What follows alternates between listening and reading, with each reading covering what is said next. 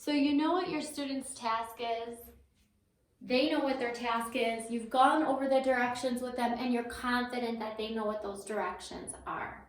Assuming that the task is appropriate and they have the right materials, the other thing you're going to want to need is a timer. The timer does a few things. It helps you stay within a reasonable range of what can be expected of your child depending on their age. And in this case, we're going to use an easy rule of thumb. Their age is what you're going to use to determine the number of minutes that they can work independently, okay, to sustain attention.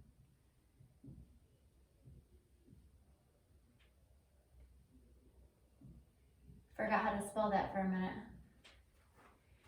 You do not want to have your student interrupting you every 2 minutes when they should be doing work that is reasonably appropriate for them, that they understand what to do and they have the right materials. Couple reasons.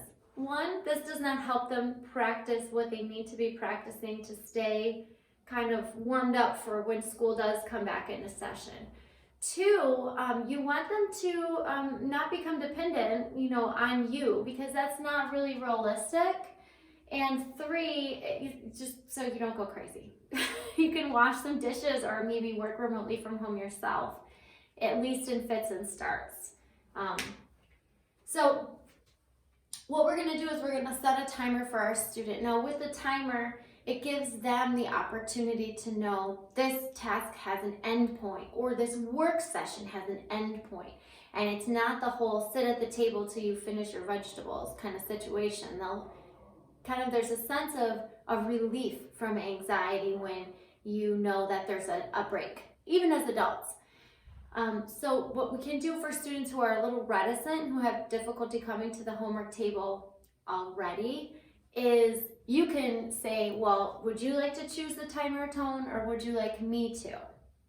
This will give them a little bit of ownership and autonomy, especially those students that are a little more oppositional. You're not saying, would you like me to set a timer or not? You're setting the timer. It can be your kitchen timer, it could be on your phone, it could be on a device.